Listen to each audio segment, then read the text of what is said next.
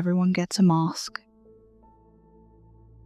Hey, I don't post online often, but I've been experiencing something weird and wanted to hear if anyone else has experienced something similar, or if you have any advice. Or maybe I just want someone to listen. I don't know anymore. This entire situation is just out of control. I've turned out all the lights and locked the door, so I don't think anyone knows I'm here. Maybe the patrolmen. It's just me and that mask for now. At the beginning of the 2020 pandemic, I was suddenly dumped by my girlfriend of 4 years, Sherry. She was going to study at a university abroad, and instead of even having a conversation with me about it, she just decided to end it. Hell, I would have moved to Stockholm right along with her, even if I don't know a word of Swedish. But here we are. A few weeks prior, I had been considering a job opportunity in a nearby town, and this breakup was the final straw. I took the offer, packed up my things, and tried to look forward. You know, even when my heart was trying to pull me back. My new apartment wasn't anything amazing, but way better than expected. A bedroom, a living room, a surprisingly spacious kitchen, and a bathroom with a large tub. I couldn't complain, and the rent was dirt cheap. I got the place recommended through a work colleague who had just moved out of there, and they had nothing but good things to say. Normal neighbourhood, and if I ever needed it, there was also a daycare just across the street. Not that I have any kids yet. Maybe someday, if I make it through the night. Not with Sherry though. She had a chance. Sorry, I'm having a hard time concentrating. I keep hearing these noises in the stairwell. They're knocking on all the doors. So, anyway, I moved in at the beginning of February 2020. Everything seemed fine. As a warehouse and logistics manager, I'm constantly putting out fires. But compared to my last job, this was a cakewalk. Living alone, the paycheck went straight to my pocket. I gotta admit, I splurged a bit. New TV, new furniture, fancy new bed. This place shaped up real nice, real fast. Maybe that's why I'm having a hard time letting go of it. I met the neighbours in passing every now and then. Nothing formal, but they seem nice. The apartment building has 4 floors, with 2 apartments each, and I'm on the top one. There are a whole bunch of similar buildings around here, at least 8. There's a large elevator that can take me straight up to my door. The walls are modern and mostly soundproofed, so the only time I would hear my neighbours were during their 4th of July celebration. They were nice enough to put up a notice about it on the board downstairs though. All kinds of people live here, but mostly young adults and middle-aged couples. There are 2 families on the bottom floor that seem to be best friends, having their kids play, sometimes even leaving the front doors open for them to run from one apartment to the other. I thought the kids would get on my nerves, but it's nice to see some happy faces when you get home from work. Alright, so about the masks. Yeah. I'm getting there. It was the beginning of September, 2020. The rain was getting bad, and people were going back into lockdown after the summer. We were all bracing for a second wave of the virus. One day when I got back from work, there was a package outside my door. There was a similar package outside my neighbour's door. I was curious and walked down a flight of stairs, only to see the same kind of package outside every door there as well. I figured it was a commercial stunt, so I just picked up my package and opened it then and there. And there it was. It wasn't just some ordinary cheap plastic mask. This thing had a built-in air filter and was made with some kind of rubbery plaster, almost half an inch thick. It could cover my face and half of my scalp. It was large enough that there was a little mechanism that you could hook behind your ears built in, but it was a bit loose. The thing probably cost upwards of $100 to make. Probably weighs around 2, maybe 3 pounds. The problem was the face. This mask was weird. It has the expression of someone just mindlessly gazing into nothingness. Mouth half open, slack-jawed, tired eyes. A piece of white felt behind the eyes so you can't see what the wearer is looking at. It has a sterile white colour, with a thin black lining around the inner edges of the eyes. Kinda like an eyeliner. There was no note, no explanation, no packing, no sender, nothing. Someone hand-delivered them. I was about to go inside when my neighbours stepped out of the elevator. We had a small chat and wished each other well. Then they noticed the package outside their door. "Some kind of gift?" the husband asked. "Do you know who?" "No idea," I shrugged, holding up my mask.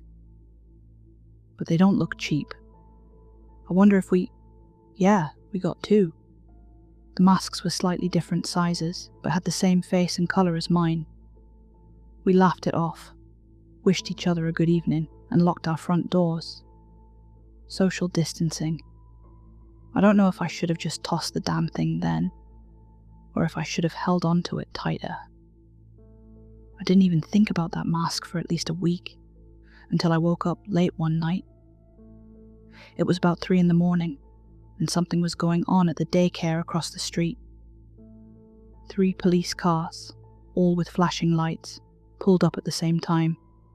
They turned off their sirens, but I was up and staring out the window in a heartbeat. 2 officers entered the building with their guns drawn. There was a lot of shouting, but it died down fast.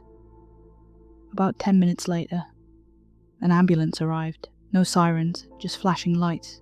Police tape was put up. The next day there was a short article in the local paper. There'd been a murder. A young man who lived in the area was on his way home when he was reportedly followed. He called the emergency number and tried to take shelter in the local daycare, but police didn't get there fast enough. He'd been stabbed to death while the emergency operator was still on the line. They couldn't say for sure if the assailant had been a man or a woman, only that they had been wearing an odd white mask with a peculiar expression. The police were all over the case. They checked with every single neighbour in the area. I was one of the last ones they interviewed, seeing as I lived on the top floor. I told them what little I could, and they seemed ready to let me go. That's when I showed them the mask. I'd hidden it away in a storage closet and hadn't thought about it in a while. "Same as the others," they said. "Did you see who delivered it?" "Not a clue," I said. "Everyone got one." "No. Weird phone calls, notes, friend requests." Of course there was nothing. The masks had shown up out of nowhere. The hunt for the masked murderer was on. It wasn't exactly nationwide news, but we got our fair share of reporters looking into it. Apparently the victim had a mask of their own, but it was found broken. The police looked into everyone who owned one of those masks. But it was soon made clear that the murderer could have been just about anyone in town. There was no way to tell where the masks came from, or where they'd been made. Someone could be handing them out just to throw the police off their trail. In the months leading up to Christmas, I started seeing those masks around town. People started wearing them to protect themselves from the pandemic at first. They're surprisingly comfortable, but after a while, it became a social thing. You could spot a neighbour across the street and wave at them, all with little sense of anonymity. When you wore that mask, you were just a curious nobody from the neighbourhood. You were one of the crew, anonymous, yet belonging. Hell, I wore it one time when I went grocery shopping instead of my ordinary face mask. I gotta say, the weird white mask was way more comfortable, except for the faulty ear strap. That, and people seemed friendlier. Well, some people. The ones with masks. Soon, I started seeing the masks at night. People would dress in bulky clothes and meet up with other masks outside, completely silent. They'd leave each other notes on the board on the bottom floor. A lot of the messages were very open and inappropriate. Things like couples inviting people to their bedrooms, or anonymous and hateful messages about people outside the neighborhood. If the masked killer could get away with murder, after all, they could all get away with calling out a loud neighbor or asking for casual sex. But people can normalize everything. We adapted to the pandemic, so we figured we could adapt to this too. The police asked people to stop wearing the masks, and everyone agreed to do so. Then they wore it anyway. There wasn't much pushback, so I figure at least a few of the officers had masks themselves. But not everything was sinister.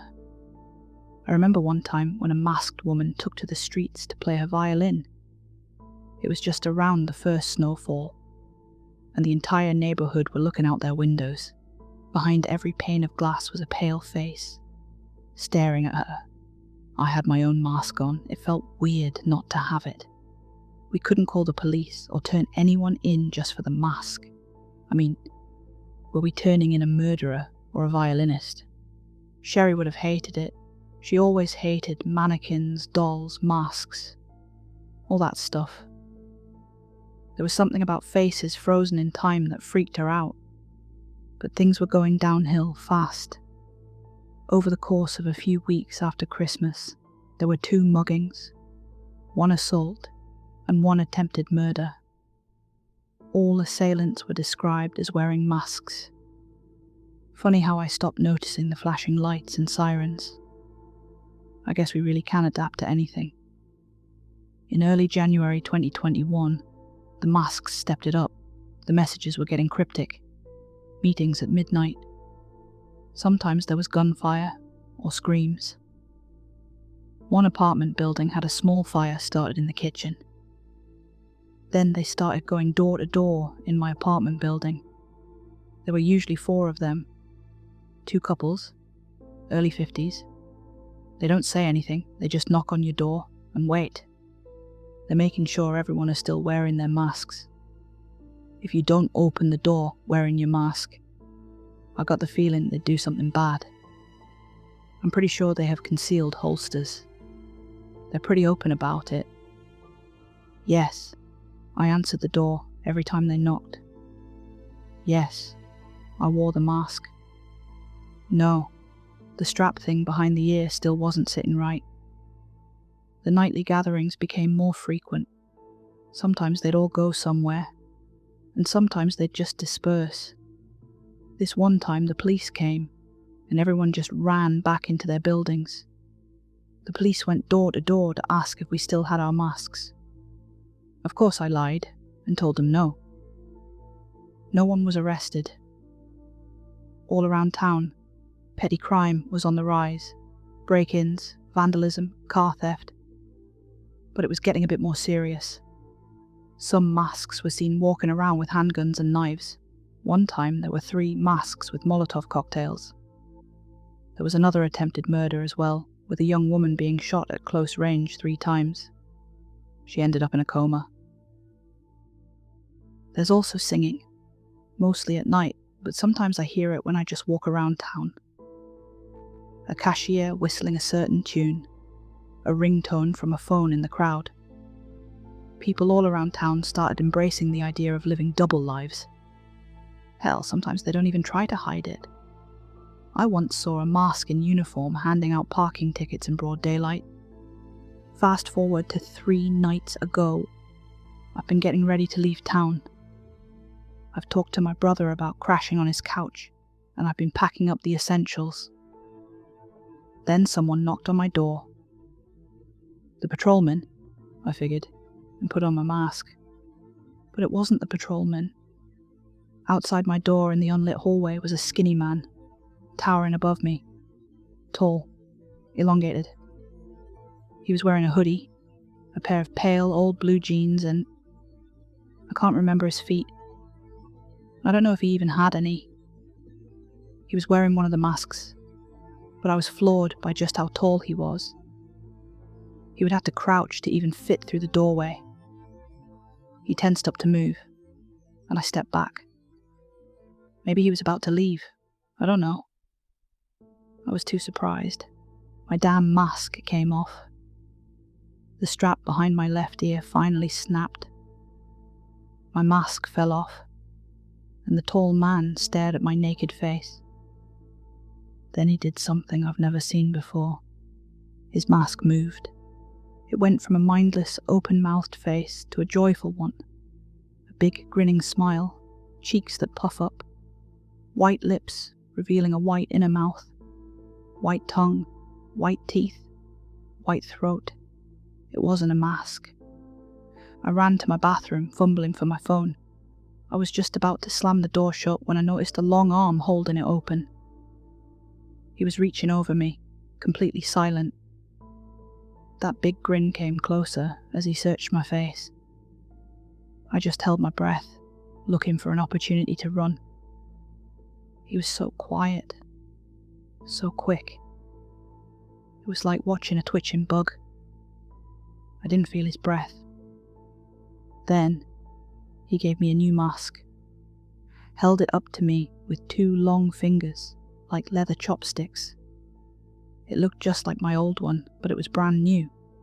The straps were reinforced. I took the mask, spat out a reflexive thank you, and saw the tall man back out of the room, still wearing that big grin. Looked like a caricature of a person backing away from a frightened animal.